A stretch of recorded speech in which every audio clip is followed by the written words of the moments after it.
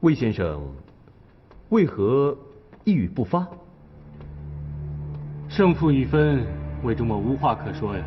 哦，谁胜，谁负呢？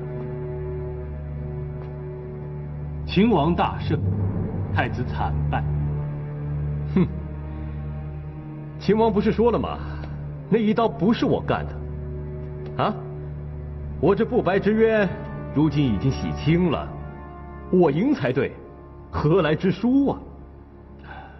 今天秦王亲自带伤上殿，满朝文武无不为之动容。他的这场表演，深得人心呐！哎，好一刀啊！哎，这刀真是妙到毫巅，出神入化，胜过100万雄师。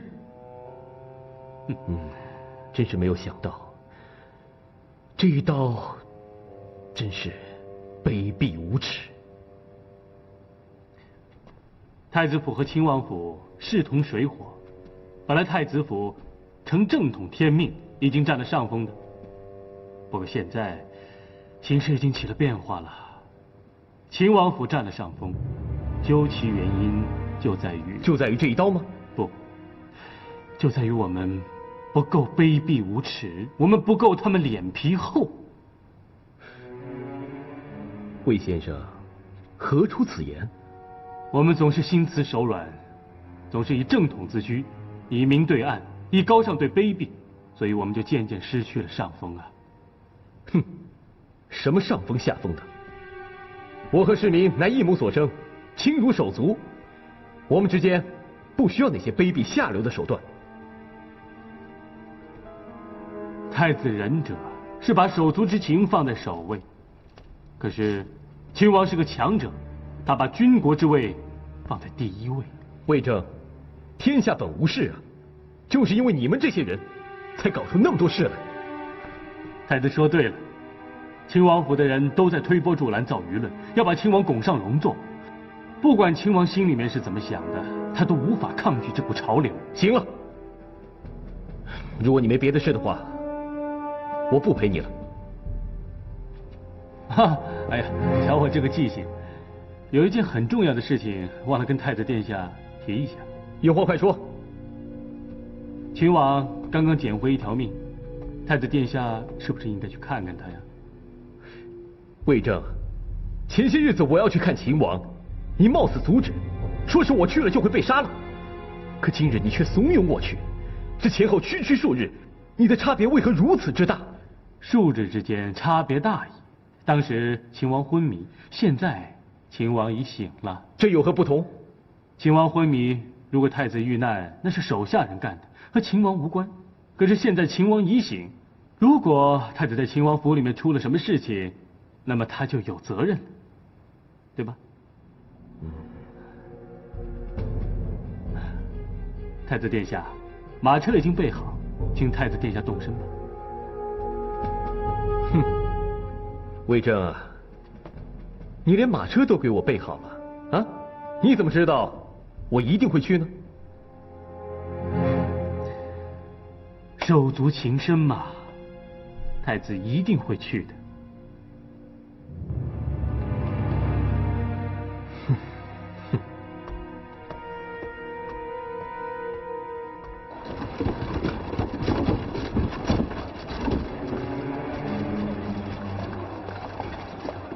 哎，魏先生，太子怎么一个侍卫也不带啊？秦王府猛将如云，就算我们带100个都不顶用，索性我们一个都不带。太子，您说是吧？仁者无敌。好，仁者无敌。对。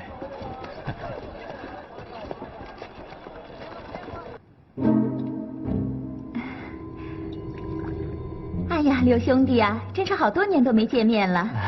当初啊，你们俩拜师学艺的时候，我可到现在都还记忆犹新呢。那个时候我可就说了，我们家这刘兄弟啊，将来一定有出息的。你看看，现在你在秦王府多威风啊！现如今我相公啊是太子的老师，你嘛是秦王府的军师。哎呀呀，你看看你们两个，简直就是2棵擎天柱嘛！现在大唐王朝啊，可就靠你们俩撑着了。海棠啊，你怎么会在这儿啊？这是我家啊。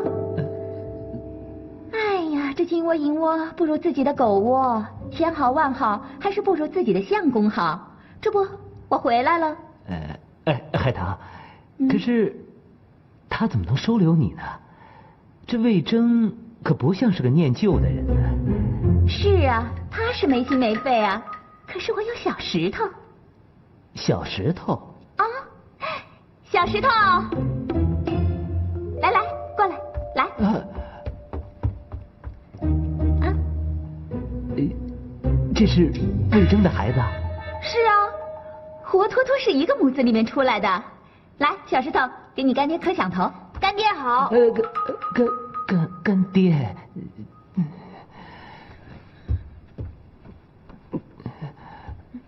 那个海棠，我等会儿跟你聊。哎，一会儿来吃饭啊。去哪玩了？看你身上脏的。过来呀。这到底是怎么回事？刘先生，你得救救我！救你？我怎么救你啊？哎呀，我也不知道中了什么邪，把他们母子俩留下了。哦，原来闹了半天是你自己把他们留下来的。你知不知道他是什么货色？这不等于引狼入室吗？啊！所以我才说我不知道中了什么邪啊！哎呀，我也不知道为什么就把他留下来了。你替我想想办法行不行啊？把他们母子给赶出去。也不是，只是不想他留在魏征身边，但是看他们俩又挺可怜的，不想他们挨饿。哎呀，刘先生，你明白我的意思吗？我明白，一山不能容二虎，一屋不能藏二妻，有你就没他，对不对？刘先生，你有没有办法？这办法嘛，怎么样，刘先生？你放心，这件事就交给我吧。啊，那就好了。我就想当时是我惹的祸，把他们给留下来了。现在魏先生只要一回来看到他们，就大吵大闹的，我都没辙了。老魏呀，老魏，你一身金钟罩，原来也有个死穴。刘先生，你说什么呢？你放心，你没辙，我有辙。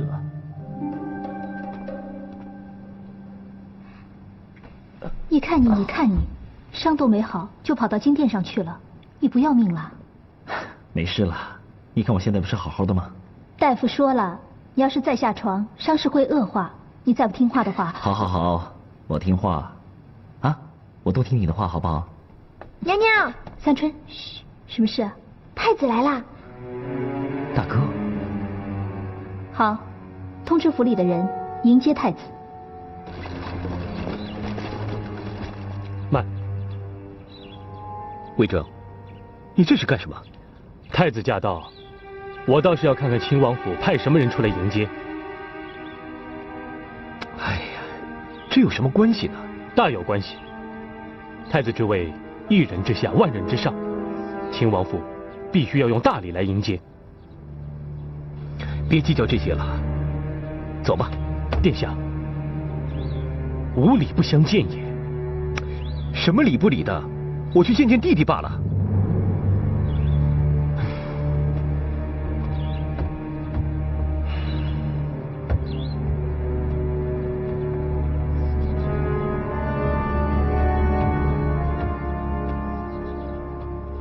红信，想不到李建成真的来了。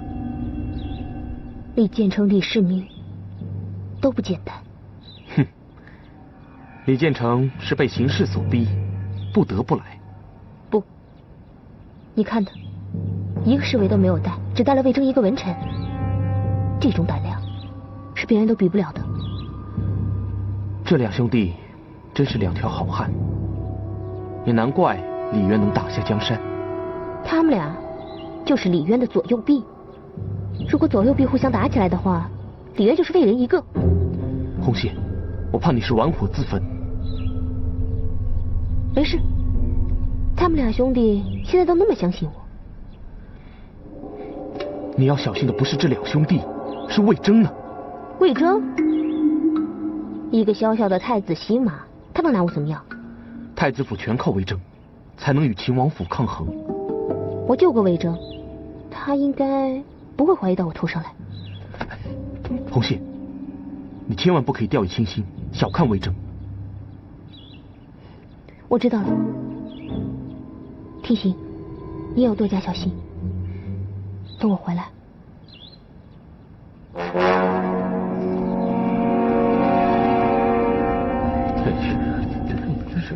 太子驾到！太子驾到，为何秦王府的人不懂礼节呀？哎，大家都是自己人嘛，就不必拘礼了。长孙无忌叩见太子殿下。魏征带太子还礼了。这秦王府和太子府亲如一家，日后有空呢，大家都到太子府来坐坐啊。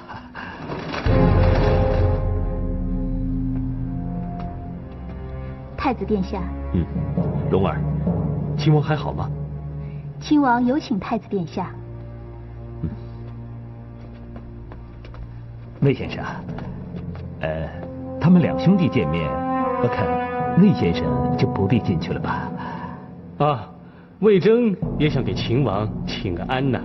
魏先生，您放心，您的心意我一定转达给秦王。还请先生到客厅用茶吧。哥，秦王也请魏先生进去见个面。啊？大人，您的茶只有稍后再喝了。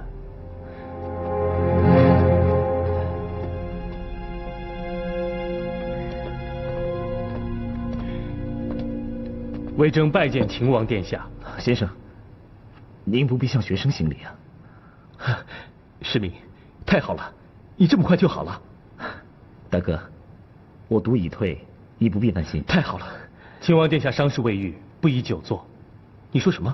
伤势未愈？秦王是怕太子您担心，故而强打精神坐了起来。世民，你，大哥，我没事的，只是一点刀伤而已，算不了什么。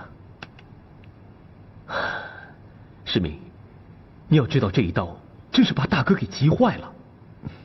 殿下，是何人帮你解的毒啊？这要感谢太子殿下派了位女神医给我。女神医？我怎么不知道？哦，我忘了跟你说了，就是红线嘛。红线？她在这儿。她的本事还真不小，比太医还神。比太医还神。二位慢慢聊，魏某先告退。大哥，我真高兴你能来。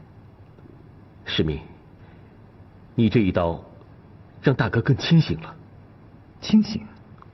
是啊，有人要看我们兄弟俩的笑话，可是这一刀让我更警惕了。手足之情得要加倍珍惜呀。应该说，这一刀加深了我们的手足之情。大唐刚刚诞生，内忧外患，明枪暗箭，如果一不小心的话，就会重蹈隋朝的覆辙。大哥，你这话真说的要害了。是啊，世民，刺杀你的人，我一定会把他找出来的。大哥，算了，这件事我不想再追查下去了。不行，这人下手太狠毒了，我一定不会放过他。这种挑拨离间的小人，只要我们不上他的当，他就无计可施了。可是我们大张旗鼓的要去追查这个人，只会制造混乱，让秦王府和太子府的人不安呐。可是我不抓到这个人，我不甘心。大哥，你还记不记得《史记》里边拨浪锤的故事？记得，拨浪锤是张良指使刺杀秦始皇，然而那次没有成功。事发之后，秦始皇立刻下令全国搜捕这名刺客。是啊，刺杀皇帝罪无可恕，当然不能放过他。可是过了10天，还没找到这名刺客，秦始皇他立刻下令停止搜捕这名刺客。是啊，因为秦始皇知道全国性的搜查会引起社会的动荡和人心的不安，所以秦始皇毅然放弃了搜查。秦始皇，他真是个人物。难道你就不如他吗？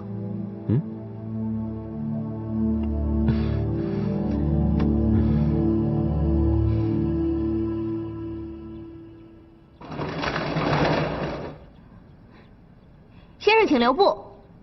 这里是药房种地，太子府的人是不便入内的。哦，这是秦王府的规定啊。当然啦，不过先生呢是秦王的老师，自然是不一样的。啊哈哈，那就多谢了。红线啊，听说你救了秦王？区区小事，何足挂齿啊！秦王身中奇毒啊，听说太医都束手无策。哎，我以前学过些医术，不知道你是怎么解的这个毒啊？刚好呢，我手上有颗祖传的药丸，能解百毒的。祖传的药丸啊？在哪里？能不能给我看看？没有了，只有一颗。这么巧啊！你祖上，哎，是哪位名医啊？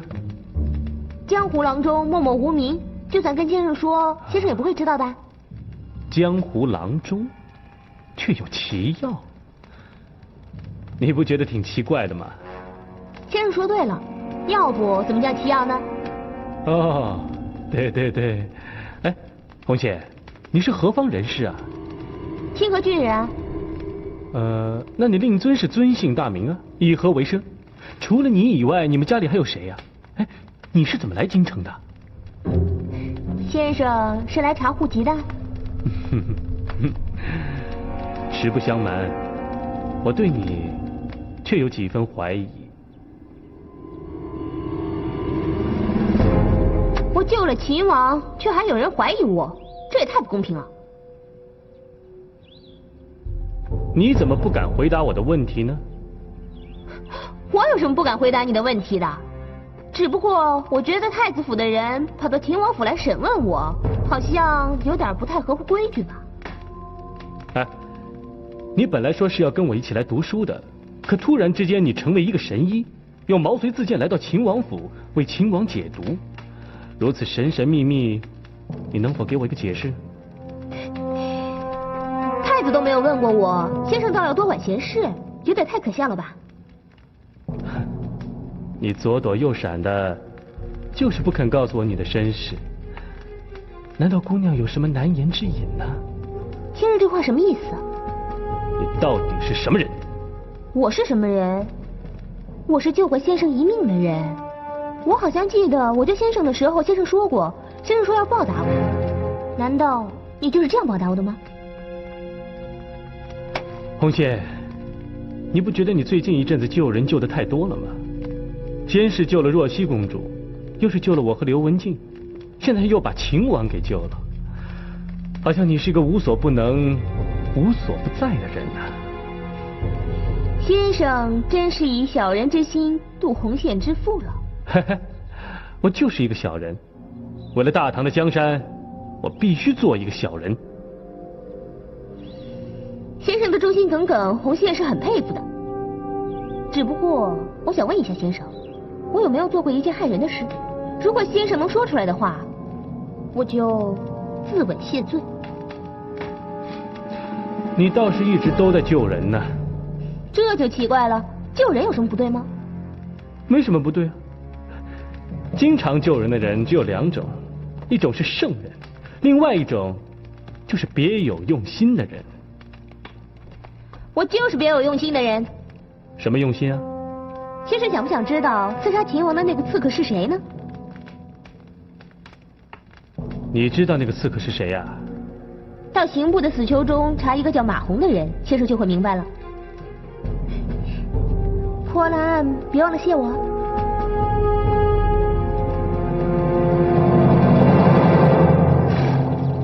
小谢。哟，刘先生，您也来喂马，让小的来吧。小谢，太子怎么会来？是魏征鼓动来的。好一个魏征啊，真是高手，一进一退，出人意料。太子府还有什么动静？魏征从四面召集强勇4000余人，为东宫卫士，分左屯右长陵，叫长陵兵。太子府真厉害。还有，魏征还从幽州燕王李毅那儿借了300突厥骑兵，现在已经秘密抵达京城。哼，看样子太子府也没有闲着。小谢啊，你这回救了秦王府，算是立了大功。先生不必客气，小谢不是为了秦王府，小谢只是为了自己。嗯，刘先生，这太贵重了吧？拿着吧，小谢，等将来秦王得了天下，还会有更贵重的礼物。哎，谢谢刘先生。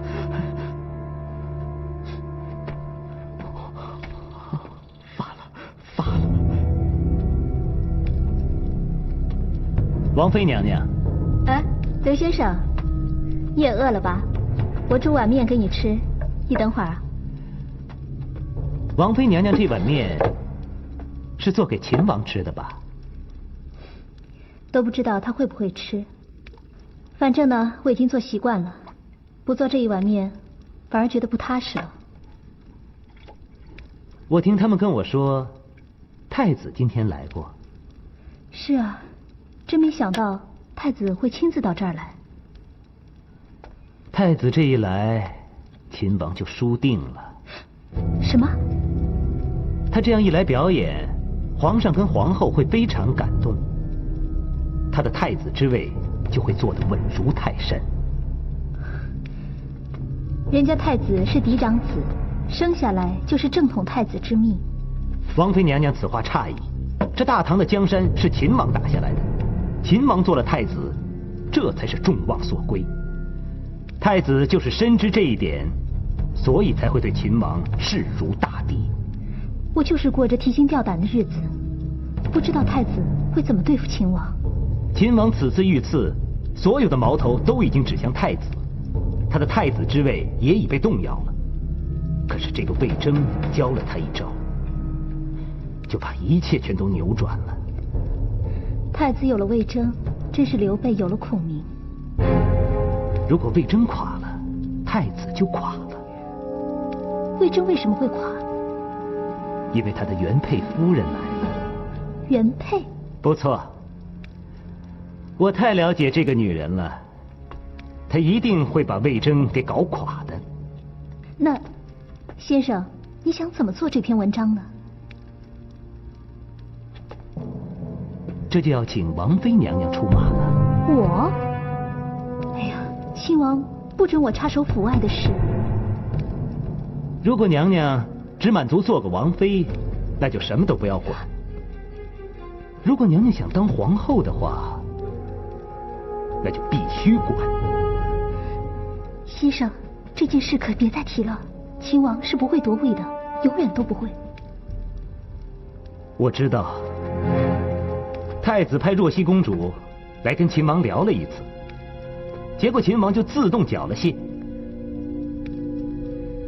秦王有情有义，这是没办法的事。可正当秦王被若曦公主劝得晕头转向的时候，太子府正在忙着招兵买马，忙的是不亦乐乎。太子府的兵已经远远超过守卫太子府的需要了。太子如果发动一次奇袭的话，把我们秦王府给灭了，皇后跟皇上，那他能有什么办法？太子，他会这么做吗？你们都是妇人之仁呐。秦王被若曦公主给迷住了，而王妃娘娘被太子的这一番表演给骗住了。秦王府就等着灭亡吧。先生有何高见？我要王妃娘娘明天到魏征家去，把他的原配夫人请到宫中去。那是为什么？点火，把这把火引到魏征的身上去。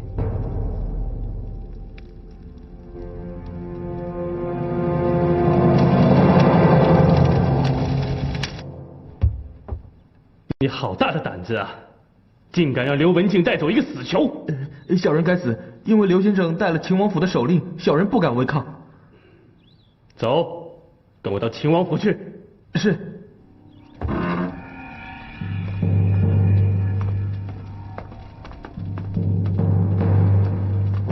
天行，我说的话你记住了吗？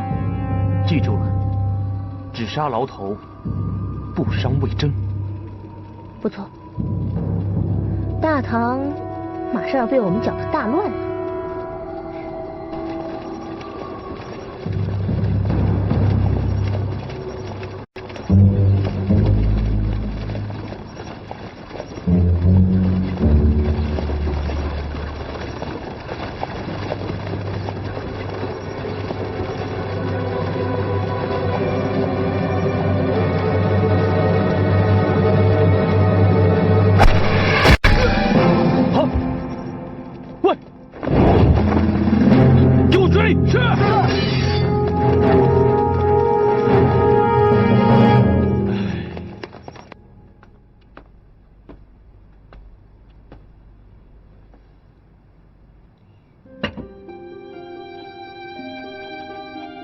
吃吧。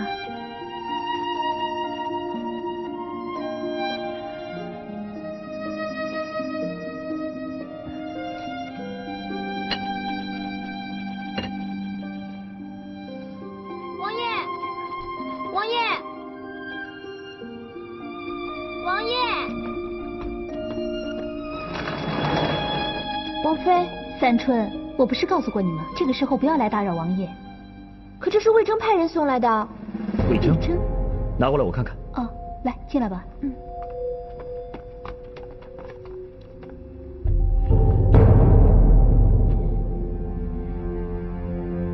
这本是什么？刑部死囚名册。征战沙场，一直到打下大唐江山，全靠大家出谋出力，流血流汗。在市民心中，你们都不是部属，都是我的亲兄弟。既然是亲兄弟，关起门来就没有什么话是不能说的。现在大门关起来了，行刺我的主谋到底是谁？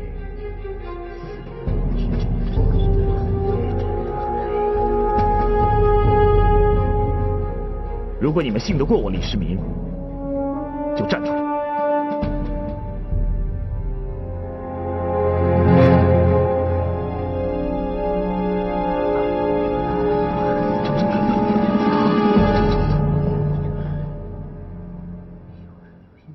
先生果然是条汉子，敢做敢当啊！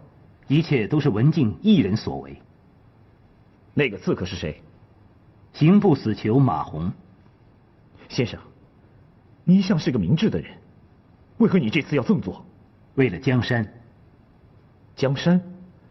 大唐江山已经打出来了。可是大唐江山的未来是属于太子的，不是秦王的。就因为这个，你就要嫁祸给太子？不错。为了秦王，文静什么都敢干。刘先生干这件事，你们都知道吗？末将确实不知道此事。如果我早知道，我一定和刘文静一起干。要是我早就一斧子下去了。刘先生这一刀轰动满朝，还灭了太子的威风，我就想不出如此高招，真是佩服。殿下，刘先生一心为了秦王，可敬可佩啊！应该给刘先生记一大功。这个老刘啊，俺这大老粗肚里可没那道道，他可就是咱们的孔明啊！是啊，是啊。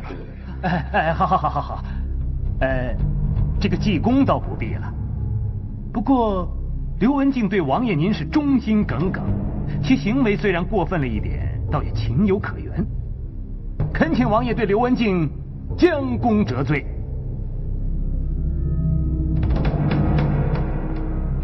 刘文静，你自认有功还是有罪？对秦王有功，就是对太子有罪。如果秦王登基，我们就是大功臣；如果太子登基，我们就是大罪人。说得好，对我有功，就是对太子有罪。刘文静，你忠心为主，本王赏赐你。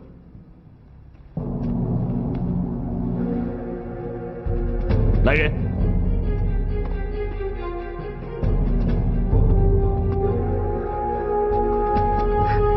谢殿下奖赏。刘文静，你与太子有罪，就得由太子来惩罚。来人，将刘文静打入囚车，押到太子府，由太子发落。是。交给太子发落，那他就死定了。是啊，由太子发落。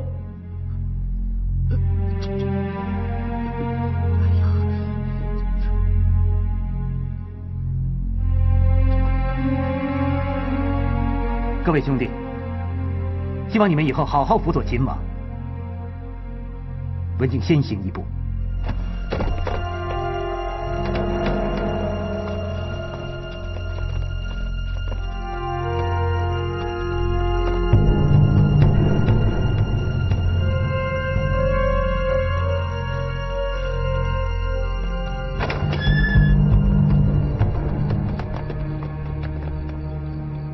妃娘娘，你可不要忘了那只海棠花。哦。走。水落石出，真相大白了，原来是刘文静在那里捣的鬼。殿下，将刘文静送至刑部，一律严惩。依我看，直接拉去见皇上，让皇上也看看这秦王府的真面目。对，魏挺这话有理。秦王受伤，皇上还冤枉了太子，这下殿下可以扬眉吐气了。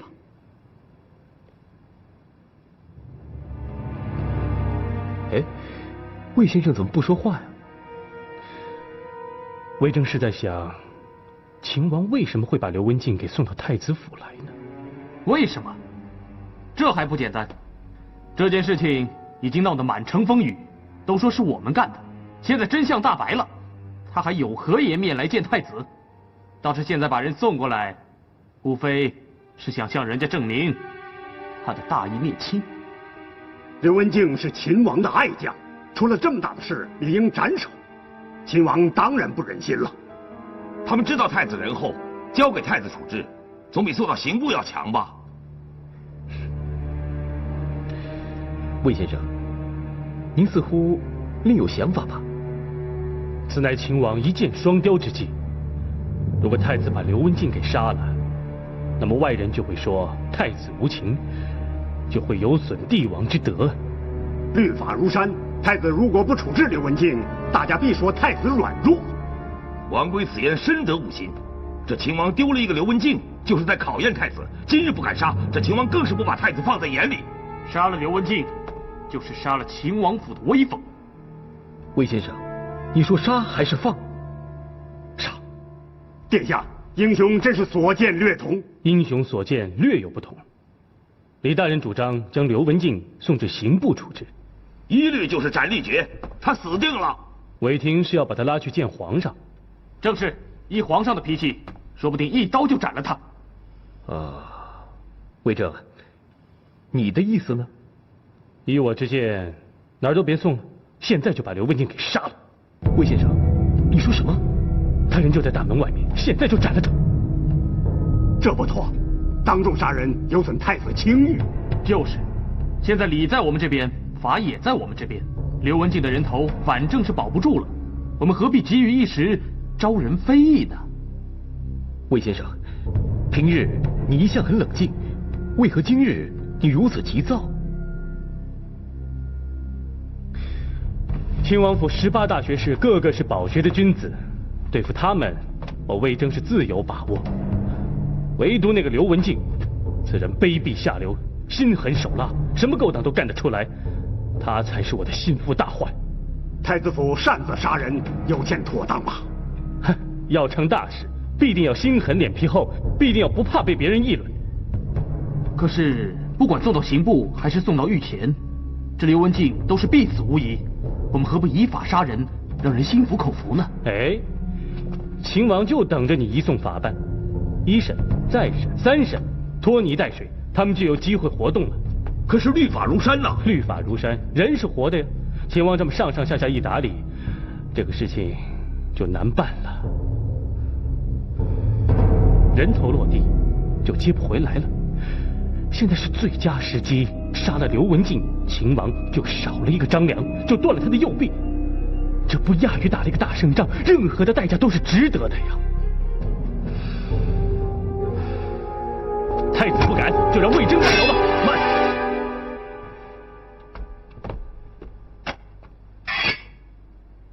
文人就不要舞刀弄枪了。刘文静的事情和你们无关，你们就不要牵扯进来了。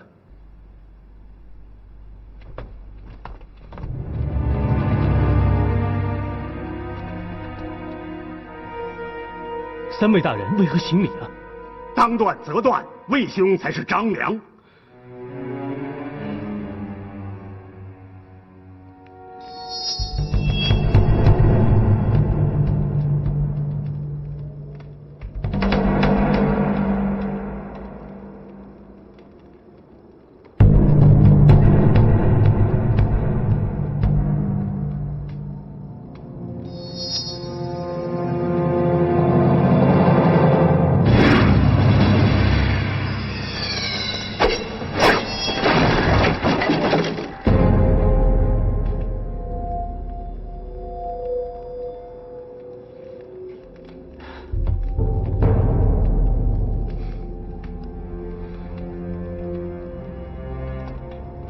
先生忠心辅佐秦王，真是令我佩服。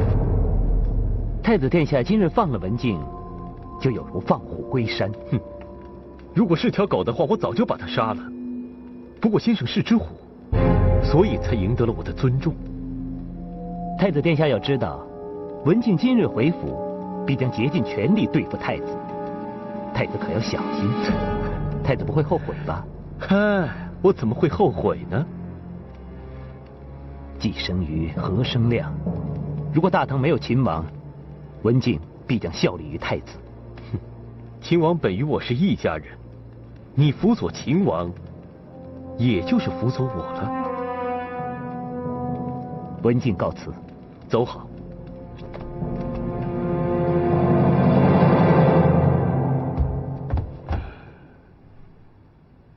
车马已经备好，这里是些钱，你拿走，今后自己好好过日子去吧。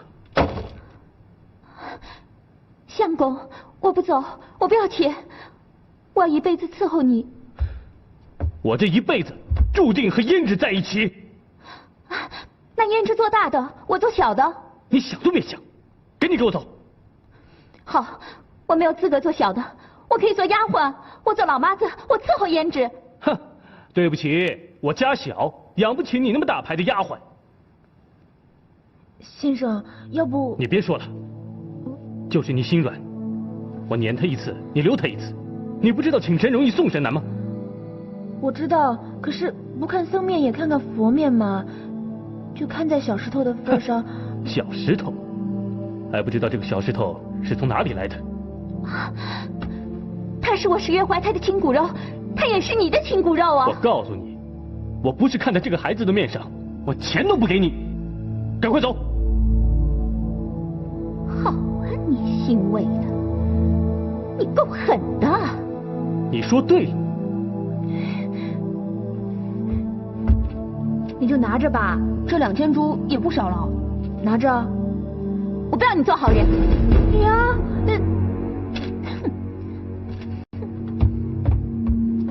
哎，把孩子带走啊！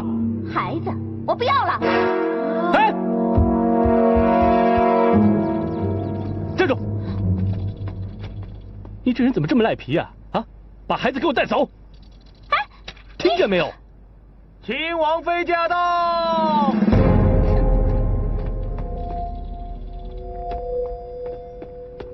王妃娘娘，王妃娘娘，请跟民女做主啊！魏征参见娘娘。魏先生，这位是？这个人，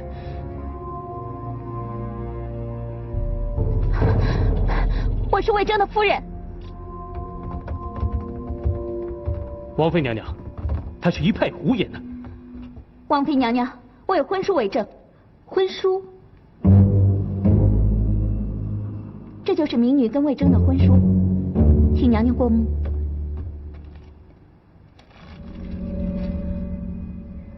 魏先生，这婚书可是真的？魏娘娘的话，婚约是真的，可是成亲之后，海棠嫌魏征贫苦，抛家弃夫，自然这桩婚事就是作废的。海棠，你还有什么话可说？本朝立法规定，亲事作废，男方需有休书为证。我记得确实有这一条。那魏先生，你可有立下休书？当时他跑得不知踪影，我还来不及写休书。这也合情合理，合情合理，可是并不合法。没有休书，我就还是魏征的正式夫人。我不承认。你不承认，可是王法承认。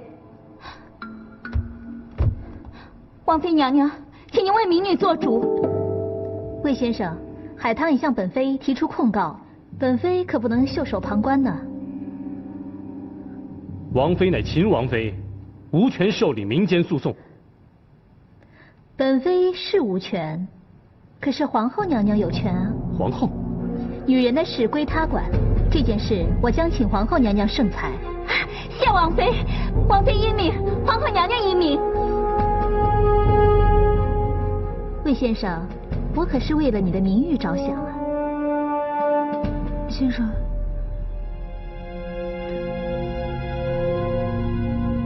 胭脂，你永远是我的夫人。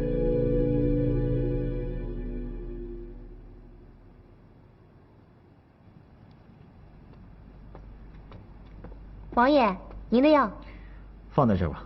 嗯。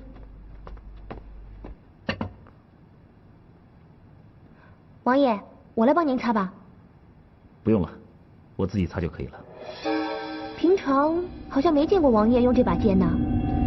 这把剑是窦建德的宝剑。一把死人的剑，值得王爷这么珍惜吗？你看这把剑，你看到了什么？王爷的功勋啊。不，这把剑闪烁着英雄的光芒。王爷杀了窦建德，当然是英雄了。窦建德才是真正的英雄。王爷觉得窦建德是英雄？其实说他是英雄，也有点贬低了他。应该说，他是一座顶天立地的大山。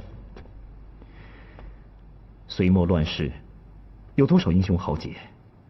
但只有窦建德，才是我真正佩服的男子汉。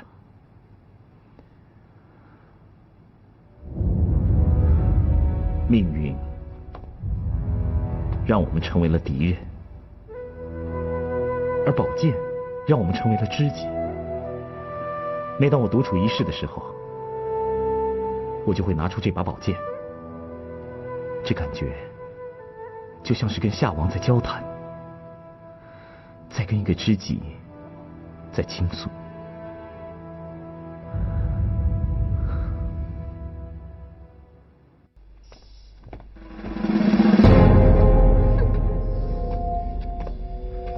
胭脂，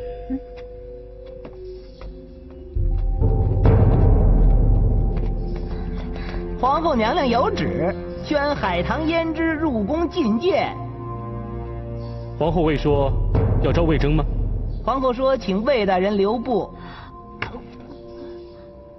既然是告御状，我是当事人就得在场了，请公公还是回禀一声吧。皇后娘娘说了，后宫只准女眷进入。打官司哪有原告不在场的？这公平吗？什么原告？我才是原告呢！就算是被告，我也得申辩啊！哎呀，什么被告啊？他才是被告呢！我才是魏夫人，我才是原告呢！好了好了，谁是原告，谁是被告，皇后娘娘自有明断。两位夫人，请吧。哼，我呀是人正不怕影子歪。哼。别害怕，大胆说啊！我会赢的。哎呀，魏大人命真好啊，两个女人为你争成这样，真叫人羡慕死了。皇上呢？我要面圣。想找皇上帮忙，可惜你晚了一步。怎么了？皇上到仁智宫避暑去了。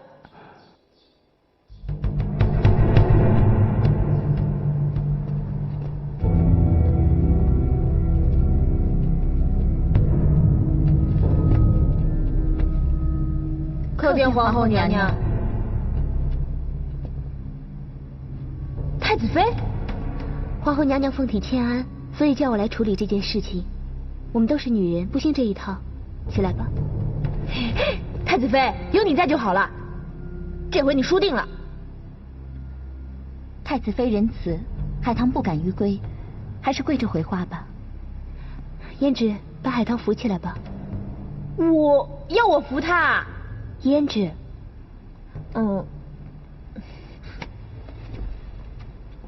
谢太子妃。太子妃，这个女人是坏女人，她跑回来抢我相公。海棠，胭脂心直口快，请太子妃恕其无礼。用不着你假好心。海棠，胭脂的话你都听到了吗？这是海棠与魏征的婚书，请太子妃过目。呈上来。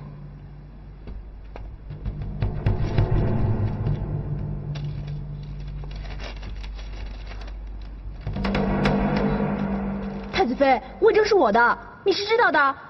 我们俩都快要拜堂成亲了，我连那个喜字都剪好了。胭脂，你跟魏征的感情我知道，可是毕竟你们没有成亲。这是海棠和魏征的婚书，他才是真正明媒正娶的。他嫌魏征穷，他就跑了，算什么明媒正娶啊？海棠，这就是你的不对了。魏征当时是个穷书生，他连自己都养不活。海棠为了成全他，情愿出去要饭，把仅有的一点钱留给了他。什么要饭啊？他根本就是去卖身。海棠，这是真的吗？你怎么能这么做？哪个女人愿意走这条路呢？我一个人可以去要饭，可是后来我生下了魏征的孩子。魏征的孩子？这是魏征的亲骨肉啊！我就是牺牲自己，也要把孩子拉扯长大。我的身体算得了什么？我的名节又算什么？为了魏征，为了魏征的孩子，我什么见不得人的事都愿意干。我不后悔。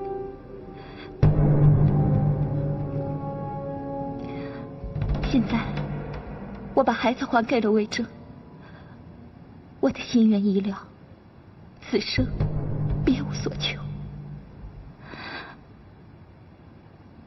我请求太子妃娘娘把胭脂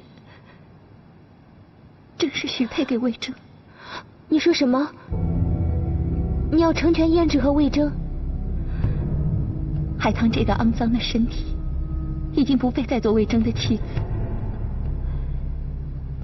胭脂姑娘天真无邪，她才配做太子洗马的夫人，请太子妃娘娘赐婚。海棠，那你怎么办？海棠请求娘娘赐海棠出家为尼，终生忏悔。胭脂，你看这事怎么办？我不知道。海棠她不但没有跟你抢相公，还要成全你和魏征，如此的胸襟，怎么不叫人敬佩呢？女人一辈子不容易。胭脂，你愿不愿意跟海棠一起来伺候魏征？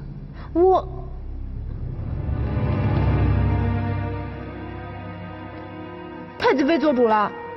好，难得胭脂明理。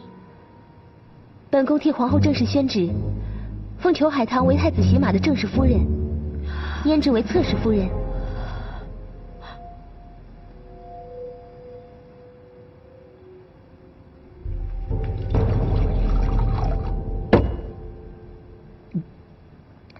你慢点喝。酒喝得越慢，反而越苦啊。你说也是，这太子妃也是糊涂。像海棠这种女人，哎，她怎么反而封为正室夫人了呢？哼，我们这个太子妃啊，生来就是大隋公主，嫁的人呢，就又是太子妃。她这一辈子总是在皇宫这个小圈子里打转，她能见过几个人呢？可我平时看她还挺清醒的。哼，可是今天她碰到的对手是个女人，是海棠啊！海棠在青楼里面打转了这么多年，那练就的本事，杀了多少男人？她岂是她的对手？哎，千万不能小看女人，这天下多少事都坏在女人的手里啊！老刘啊，你以为我今天约你来，只是为了给你诉苦啊？啊？那你想怎样？我只是想知道一个答案。行刺秦王的那个马红是不是你雇来的？你都知道了还问什么？那我就不明白了。既然是个假行刺，那你为什么要在刀上施毒呢？这也正是我百思不得其解之处。那刀不该有毒啊！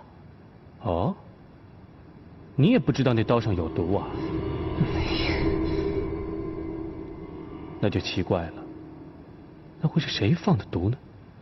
刀上有毒又不会致命，哎，谁会多此一举呢？老刘啊，我们能不能这样来推测？这刀上下毒并不是为了害秦王，是为了解毒之人而下的。你是说红线？你不觉得这个女人很可疑吗？啊，她先救了你我二人，以此赢得了我们俩的信任，在我家里面住了这么一阵子，又是她自己自告奋勇的要为太子帮着秦王解毒，如此一来，她就顺理成章的进入秦王府。可是就算是这样，他的目的是什么？他要杀秦王的话，完全可以袖手旁观，何必自己跳出来表演呢？所以这正是我要来请教你的地方。实不相瞒啊，这样一个陌生人进了秦王府，我自然是百般警惕。可是我却找不出他一点可疑之处啊！找不到可疑之处，那才最可疑。老魏，你此言何意啊？这样的一个女子进了秦王府，如果她不是一个大奸大恶之徒的话，那一定是贪钱、贪名、贪图富贵，或者是贪秦王这个人。如果是这样的话，她一定会露马脚的。可是红线这个人也不像有所图的人呢。无所图才最可怕。老魏啊，你此言深得我心呐。老刘，你我是各为其主，壁垒分明。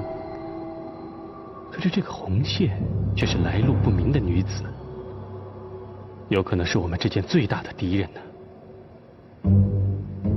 这个，老魏，你放心，我一定会揭穿这个女子。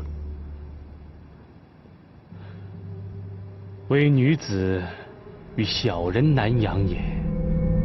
哼，红线是女子，我就是小人。我真的很害怕，我会输，太子府也会输啊。太子府会输，可是魏征会青史留名。来，嘿，嘿，呀，嘿，嘿，这，嘿，太子，好球啊！红线，太子殿下，这个地方好漂亮啊！是啊，这里就是玄武门。玄武门？嗯，我喜欢这儿，很大。哎，红线，以后咱们可以天天在这儿踢球了。天天？可能不行吧？太子殿下登基做了皇上之后，就不能每天都踢球了。为什么不能踢呢？做了皇上是九五之尊，得有皇上的架子，哪能每天都这样疯疯癫癫的？哎，红线，如果我以后当了皇上，我答应你，我会常来这儿踢球的。真的？说定了，不许反悔。红线，我觉得以后是你来不了了。为什么？那你以后结婚生子怎么来？我才不会嫁人呢，我一定会来的。世民，你都把红线说的不好意思了。啊！报！太子殿下，秦王殿下，起来吧。发生什么事情了？二位殿下，皇上出事了。什么？什么？皇上出事了？末将接到飞报，皇上已行人之宫避暑，杨文干突然兵变造反，将皇上困在城内，事态危急。杨文干，传令下去，立即调兵遣将。是。哎，世民，世民，你要去哪里？大哥，你去搬救兵，我去救皇上。你一个人怎么行呢？秦王殿下，敌军万千，皇上几次突围都被击退，你一个人，我一个人才进得了城啊！世民，你不要鲁莽了。大哥，没时间了，你召集人马随护接应，我走了。哎，世民，这，长河召集文武百官，东宫应急。是。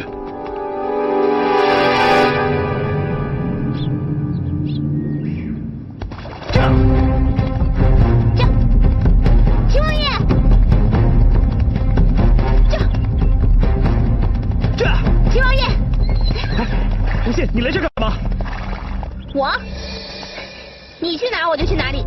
开什么玩笑？我去沙迪不是去玩的。我是来保护你的。你保护我？你这三脚猫的功夫还能保护我？我还懂医的。你要是受伤了，不对，你不会受伤的，老天爷会保佑你的。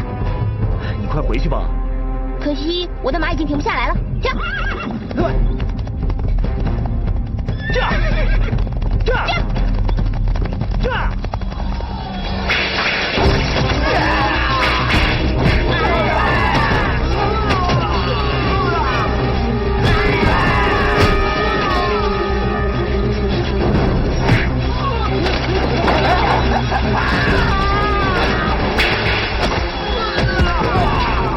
皇上，危险，快走！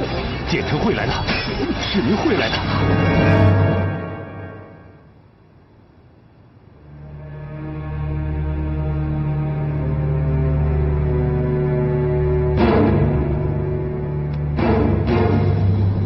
你们都给我听着，立即调兵遣将，随我前去护驾。是。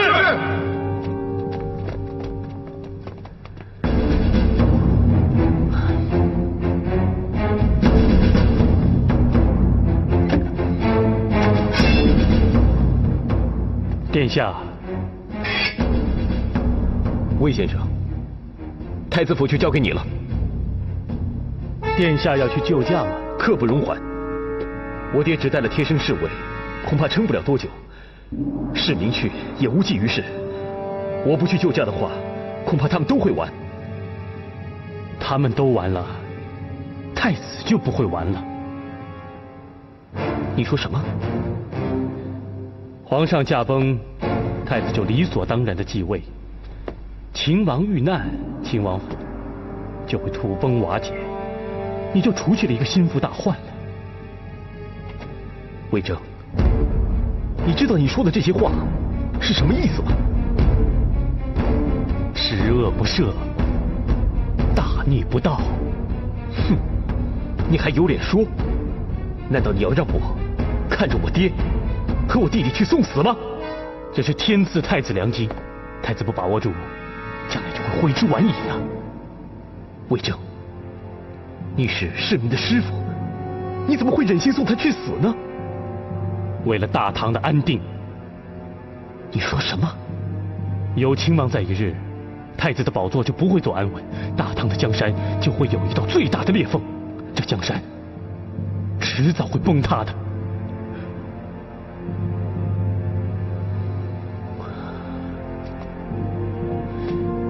可是，如果我按兵不动的话，文武大臣他们是不会善罢甘休的。一日，只需一日，等到杨文干打入了人质宫，太子您再发兵，一举歼灭杨文干，为皇上报仇，正大光明，百姓臣服，万官口服啊！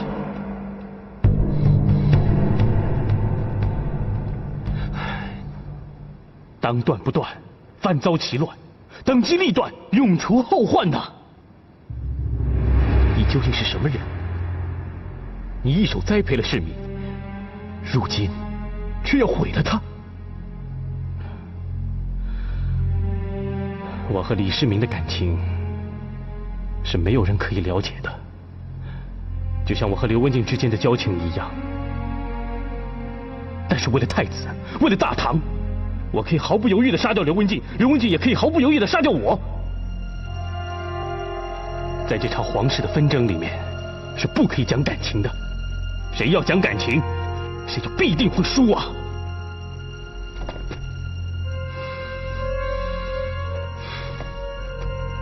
所以你现在可以杀了李世民，日后岂不是可以杀了我吗？没有日后了。什么？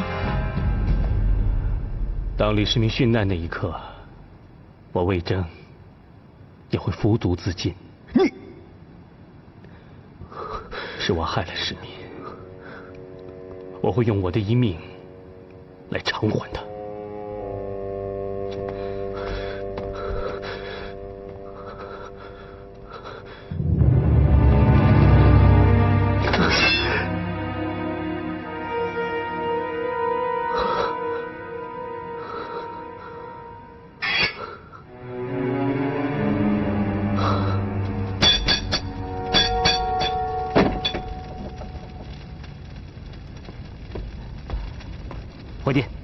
这把刀一共卖了几把？一共卖了2把。2把？对啊，我买了1把，另外1把什么时候卖的？那天您刚走，就有一位公子说要跟你买一样的刀。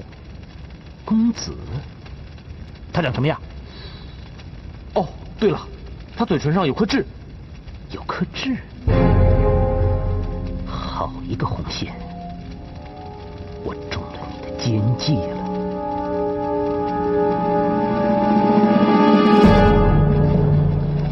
让开，都给我让开！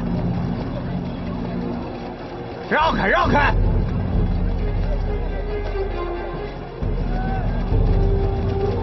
让开，让开！让开，让开啊！红线。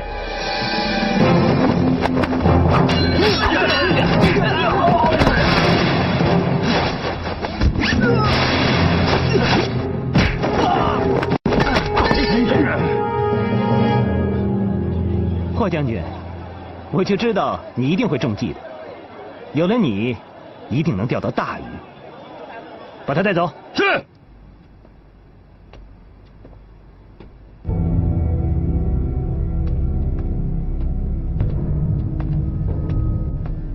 若曦，你怎么来了？我来看看皇上。皇上？你说谁啊？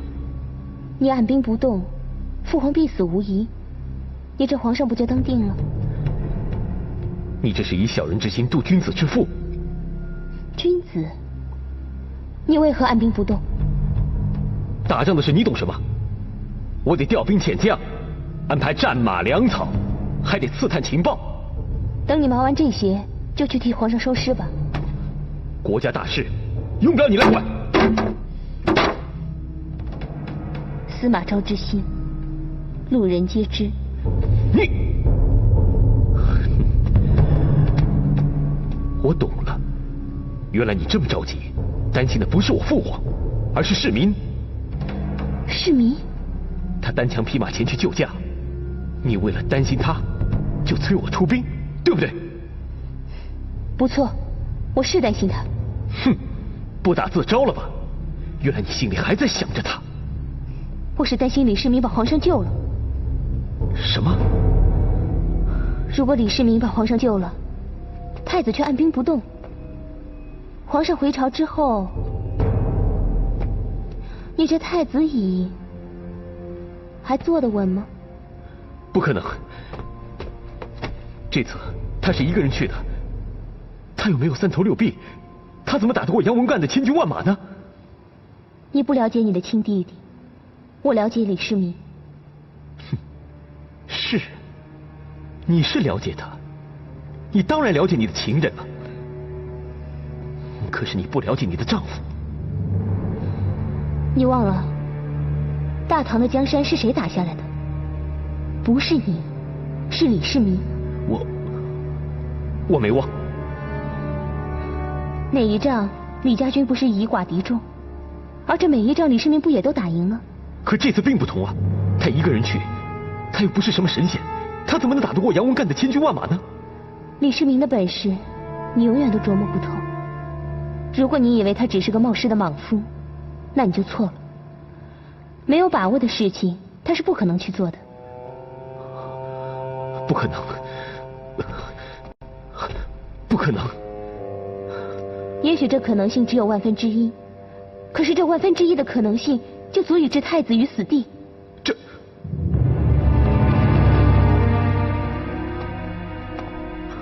如果你以为我劝你出兵是为了李世民，那你就又错了。我是真心为你。现在我已经是太子妃了，在我的心里，丈夫永远只有一个。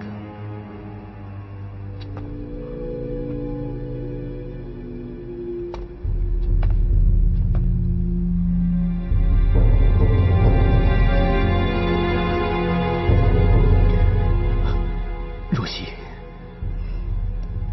大唐立国，市民的功劳最大。虽然你是嫡长子，可是功劳太少，难以服众。如果这次你能够带兵救了皇上，那你立下的就是旷世奇功，大唐朝野都会记住你不朽的功勋。若曦，希望自己的丈夫永远是个顶天立地的男子汉，希望他是个光明磊落的太子，希望他将来可以成为得民心的大唐皇帝。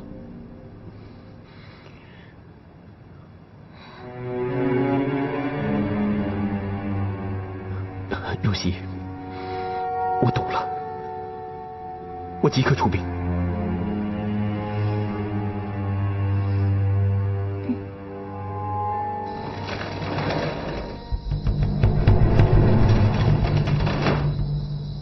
传令下去，3军立即出动，抄近路，飞渡黑龙河，袭击杨文干。是。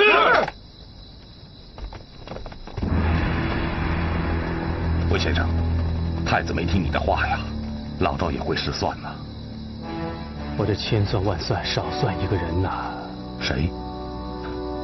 若曦公主啊！卖古董啦，卖古董，卖古董，不买会后悔啊！哎，客官看看。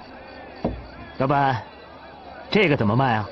这个100铢钱，太贵了吧？有便宜的吗？有，太子已经出兵救驾了。这样吧，客官，您看看这个，这个合适您。太子的行军路线图在里面，怎么样？客官还满意吗？好，那我就要这个了。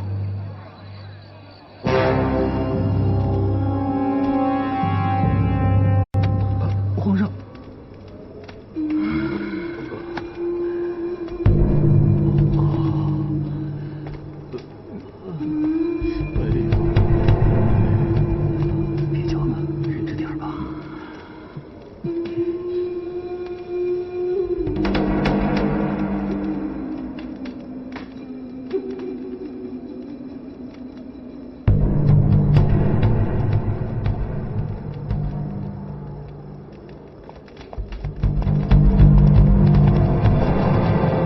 杨叔叔，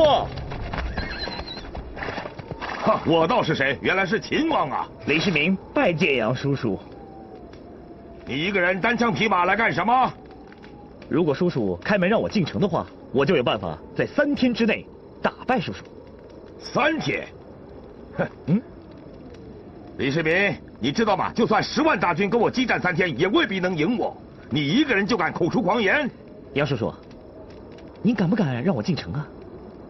好，进城去。多谢叔叔让道。送秦王。爹，开城门！打开城门！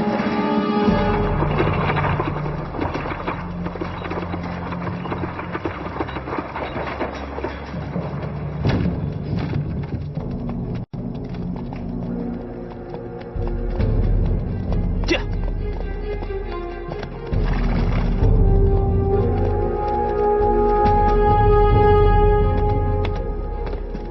哎，王爷，您刚才激将法还挺管用的。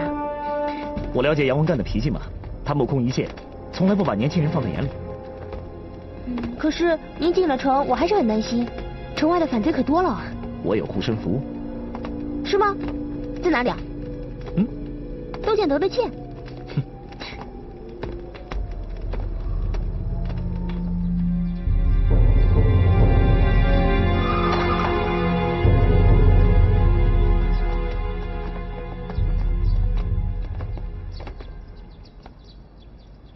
3位将军在此等候。是。把门打开。是。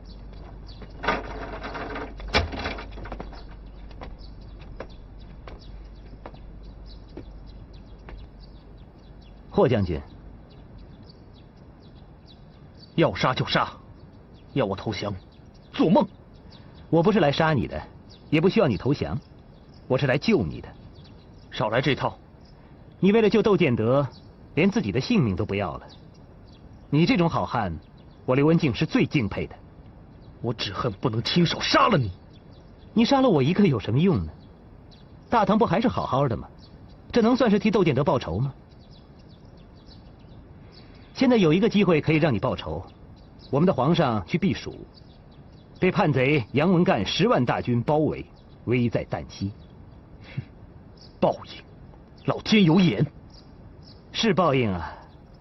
李世民孤身一人前去救援，恐怕也是送死。活该！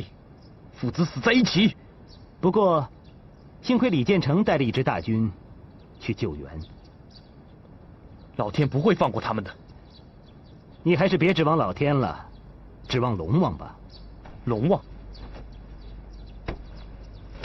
李建成带大军要抢渡黑龙河，在黑龙河的上方有一个大堤，如果有人在那里决堤泄洪，洪水直下，就可以学关云长水淹七军。这样一来，李建成葬身水中，没有办法解救皇上和市民，大唐必乱，窦建德的大仇就真的可以报了。你都想到了，谁还能决堤？我就是想借你的手去干这件事。你不是李世民的人吗？为什么不让李建成去救他？我们几个人已经投靠了李元吉，皇上、太子还有市民一死，我们就扶李元吉为帝。李元吉是个没用的家伙，这不是正合你意吗？也许你可以和杨文干联合一起推灭大唐，自立为帝。时间不多了，错过了决堤的时间，李建成可就要渡河了。等我毁了李家父子，我还会找你算账的。恭候将军。来人，替将军解锁。是。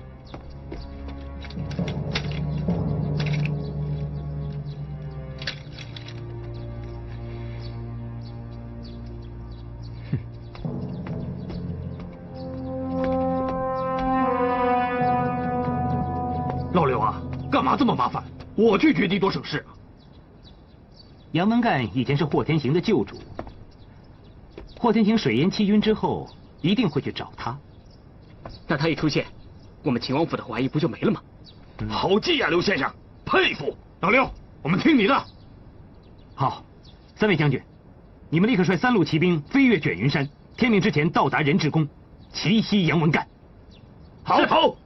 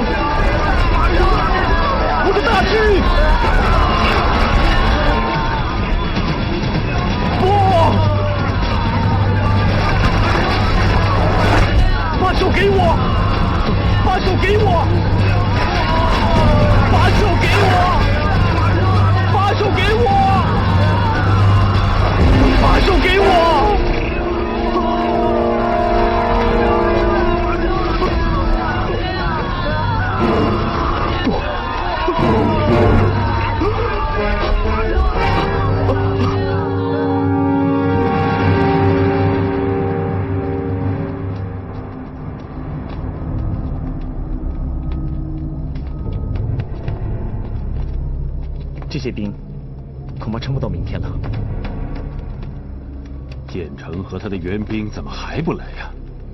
爹，你放心吧，大哥一定会来，援兵也会来的。叫！城外有人！我已经决了黑龙河的大堤，李建成全军都喂鱼去了，没有人会来救你们了。他说建成，爹，他是动摇军心，别听他的。你们赶快投降杨将军吧！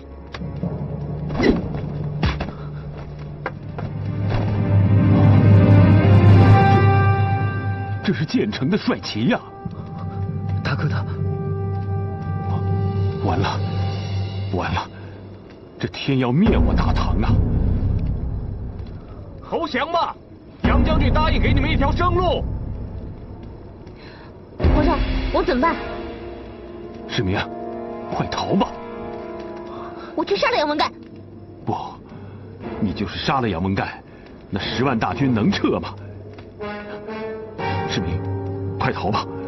逃出去一个是一个，爹跟他们拼了！秦王爷，我们还是走吧。不怕死的站出来！我也去，还有我，还有我。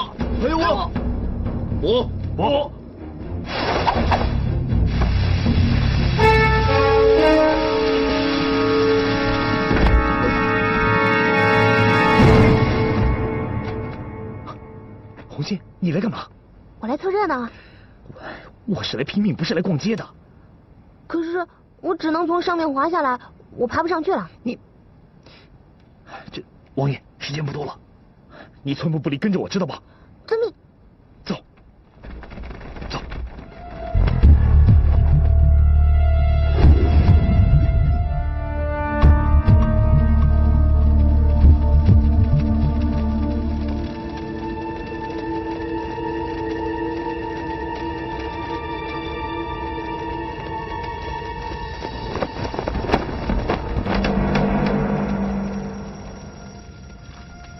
杨文干的军粮全在这儿，一旦烧起来，他就不得不退兵。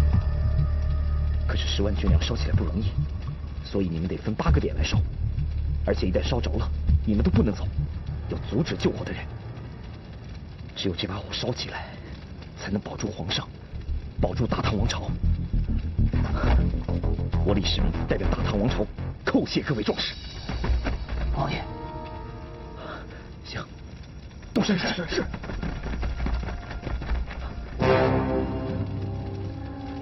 一切躲起来，等我放了火。王爷，你会放火吗？你说什么？跟我来。哎，你不放火跑什么？你懂得放火吗？谁不会放火？听你这话就知道你是外行。你别闹了，快把火绳给我。抓住我再说。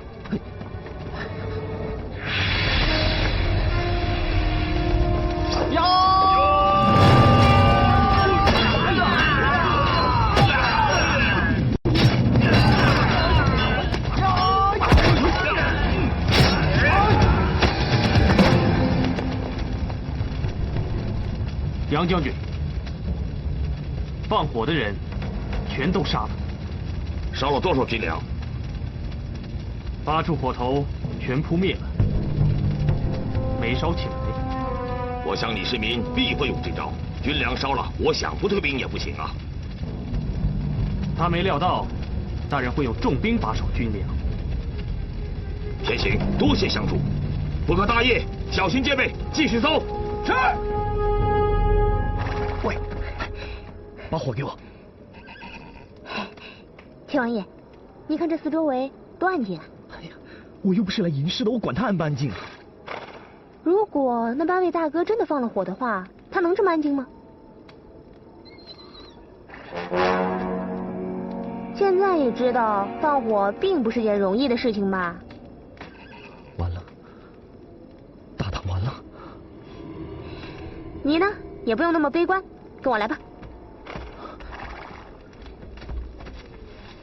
喂，你这是干嘛？你就别问了，跟我一起做吧。喂，你说呀。你想啊，8个火头容易灭，800个火头容易灭吗？800个火头，自己看吧。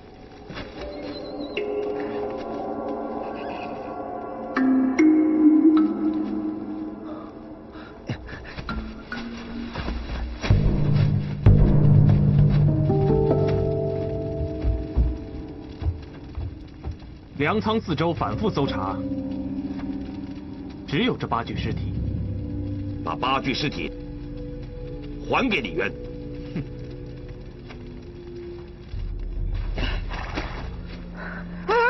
不用了。还有地方没摆呢。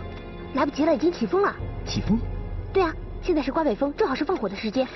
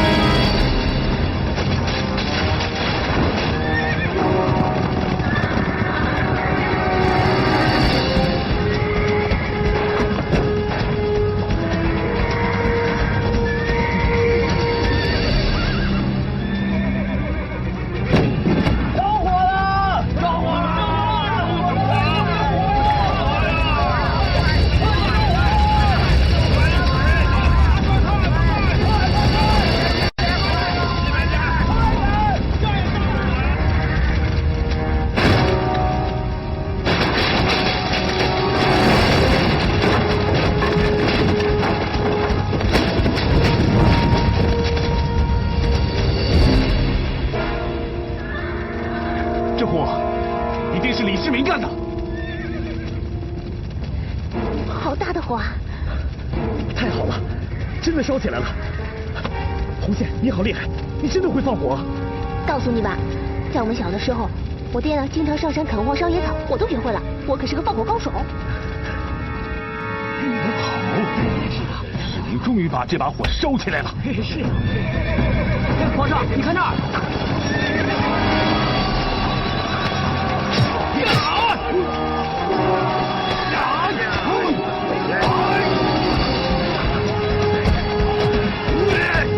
秦王府的救兵来了！将士们，好，跟我出城去！